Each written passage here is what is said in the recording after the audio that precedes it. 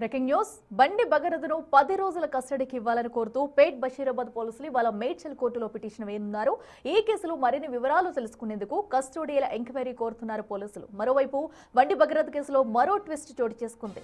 కొత్తగా మరో సెక్షన్ను జోడించారు పోలీసులు. ఒకే బాధితురాలపై పలుమార్లు అత్యాచారం చేసిన ఆరోపణలతో BNS 64 సెక్షన్ను కూడా జోడించినట్టు సమాచారం. ఇక డిఫెన్స్ బెయిల్ పిటిషన్ వేసేందుకు భగీరథ తరపు న్యాయవాదులు కూడా సిద్ధమవుతున్నారు. ఇది కేవలం రాజకీయ ప్రేరేపిత కేసు అంటున్నారు భగీరథ తరపు లాయర్లు. ఇప్పటికే భగీరథ స్వచ్ఛందంగా లొంగిపోయి విచారణకు సహకరిస్తున్నందున బెయిల్ మంజూరు చేయాలని కోర్టును కోరనున్నారు. ఇక బాధితురాలు వాంగ్మూలాన్ని పలుమార్లు రికార్డు చేసిన నేపథ్యంలో బండి భగీరథ కస్టడీకి కోర్టు అనుమతి ఇస్తుందా లేక బెయిల్ మంజూరు చేస్తుందా అని సర్వత్రా ఉత్కంఠ నెలకొంది.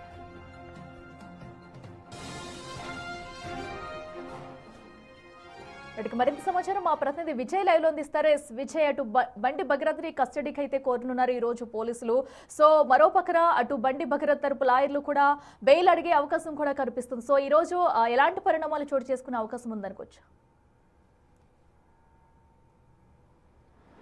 ఎస్ అఖిల, అయితే ఎన్నో ఉత్కంఠల నేపథ్యంలో కూడా ఇటు బండి భగీరథకు సంబంధించినటువంటి కేసు అయితే ఈ యొక్క పోక్సో కేసు అయితే కొనసాగుతుందని చెప్పాలి. అయితే ఇప్పటికే పోలీసుల గుప్పిట్లు అంటే పోలీసులకు సంబంధించినటువంటి ఇటు ఏదైతే బండి భగీరథ లొంగిపోయాడో తర్వాత ఏదైతే పరిణామాలు ఉన్నాయో వీటికి సంబంధించి ఇటు సుమారుగా 10 రోజుల పాటు కూడా బండి భగీరథను తమకు కస్టడీకి ఇవ్వాలంటూ కూడా పేట్ బషీరాబాద్ పోలీసులు అయితే ఈరోజు మేడ్చల్ కోర్టును అయితే ఆశ్రయించనున్నారు. ఎందుకంటే అప్పుడు ఏదైతే కేసుకు సంబంధించి ఇటు మైనర్ బాలిక తల్లి కంప్లైంట్లో పేర్కొన్నటువంటి ఫామ్ హౌస్కు సంబంధించినటువంటి ఇష్యూ కావచ్చు, లేకపోతే తన కూతురు పైన తను బండి భగీరథ్ ప్రవర్తించినటువంటి ప్రవర్తన కావచ్చు, దీనందరికీ కూడా ఆ ఫామ్ హౌస్కు సంబంధించినటువంటి ఇష్యూ కూడా కొంత లింకప్ అయింది. కాబట్టి అసలు ఎవరెవరు అక్కడికి వెళ్ళారు, లేకపోతే ఎంతమంది నిందితులు దీంట్లో ఉన్నారు అనేటువంటి దానిపైన కూడా పోలీసులు విచారణ జరిపించాల్సి ఉంటుంది. కాబట్టి ఖచ్చితంగా భగీరథ్ను తమ కస్టడీకి ఇవ్వాలి అంటూ కూడా మేడ్చల్ కోర్టును అయితే ఇటు పేట్ బషీరాబాద్ పోలీసులు అయితే కోరనున్నారు. సుమారుగా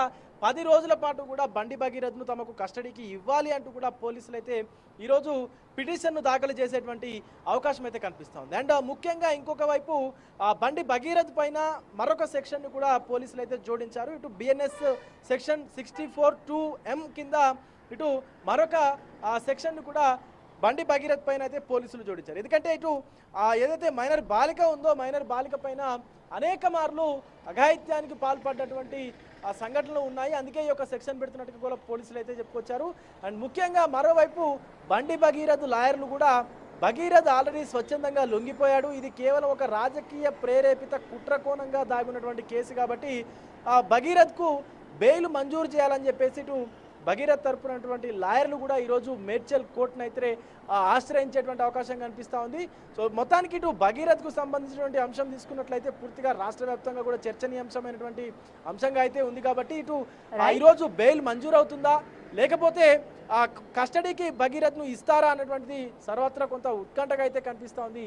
అఖిల. Right Vijay, thank you.